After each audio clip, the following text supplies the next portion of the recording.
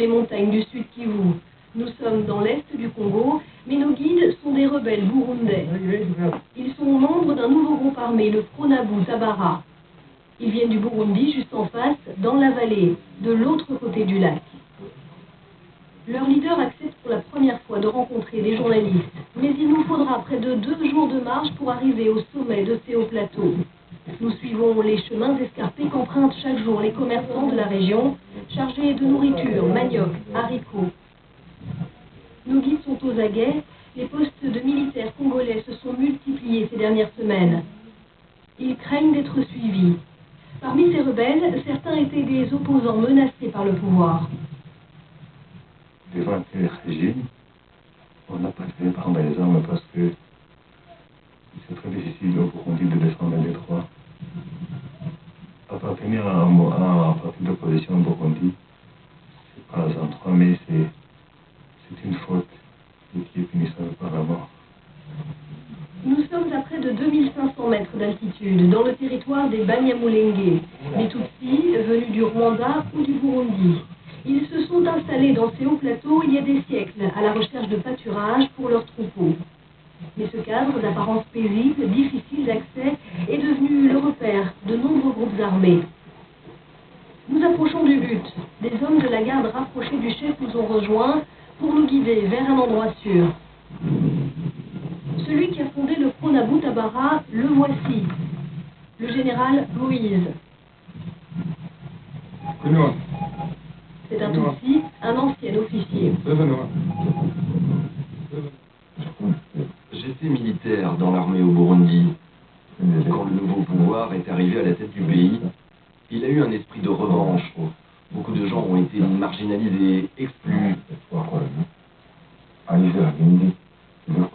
Les nouvelles autorités ont commencé à commettre des crimes, à tuer, à détourner de l'argent. C'est alors que j'ai décidé avec d'autres de quitter l'armée et de venir ici au Congo pour former un mouvement armé. C'était en 2006. Il affirme avoir 3 brigades sous ses ordres, plus d'une centaine de combattants. Nous ne les verrons pas. Les rebelles, pourchassés par des soldats congolais, doivent rester cachés, nous dit-on, dans les forêts des alentours. D'autant plus qu'après quelques incursions au Burundi, le mouvement compte passer à la vitesse supérieure et multiplier les offensives dans les prochaines semaines. Parmi nos combattants, il y a des Burundais qui se sont battus au Rwanda au sein de la rébellion Tutsi du FPR. D'autres se sont battus avec la rébellion congolaise du RCD. Et puis certains sont d'anciens membres du parti au pouvoir qui ont été déçus par son comportement et nous ont rejoints ici.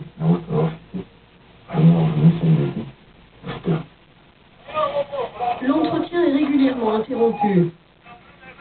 Il y a un troupeau de vaches et des bergers qui veulent passer. Ils ont l'air d'avoir peur. Ils viennent d'où? Juste ici, à côté.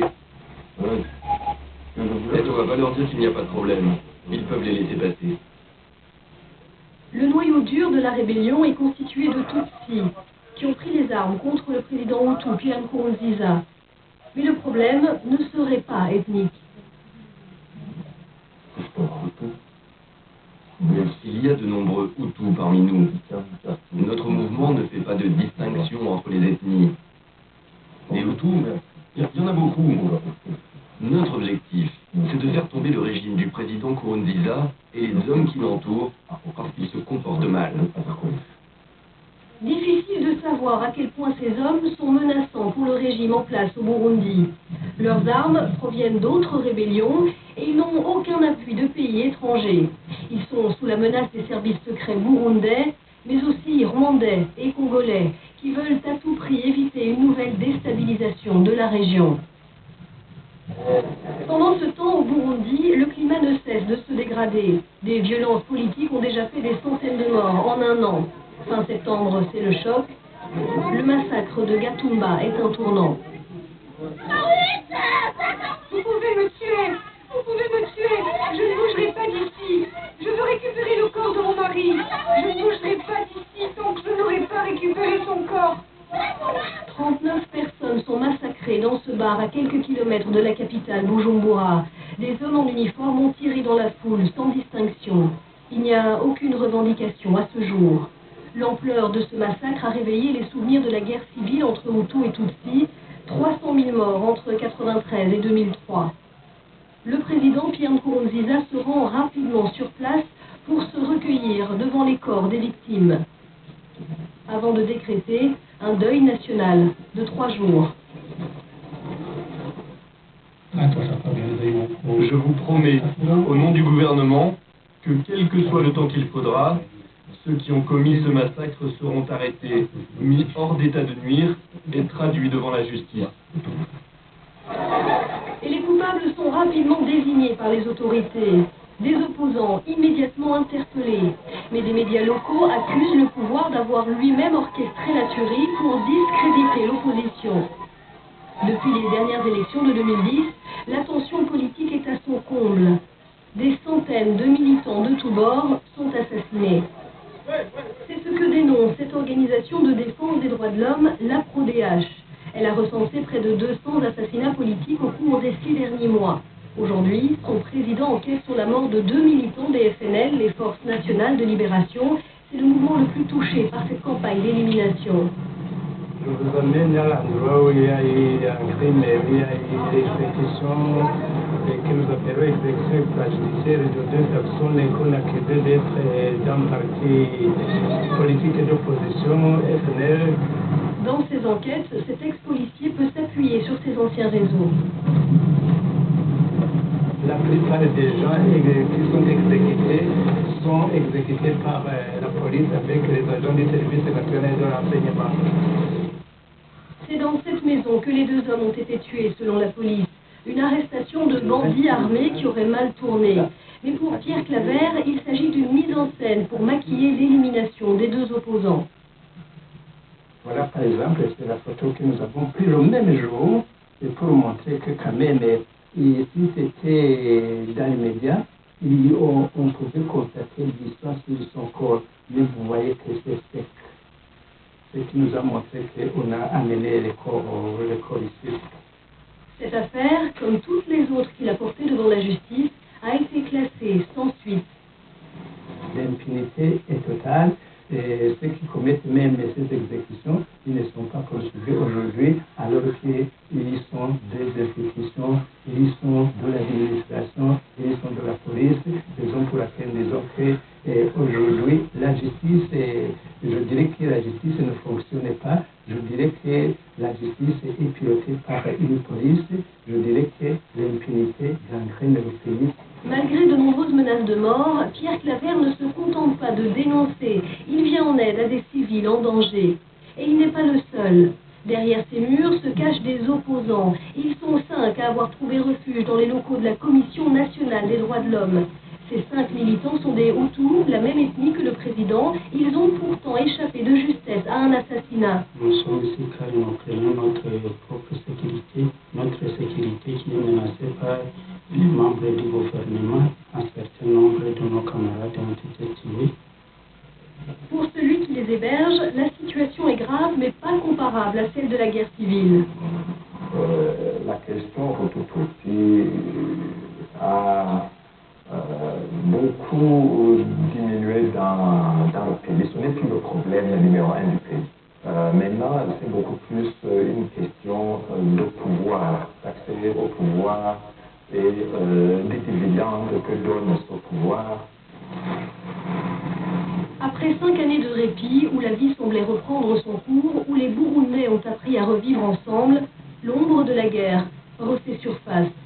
Attaques contre des postes de police, assassinats ciblés ou incursions de groupes armés.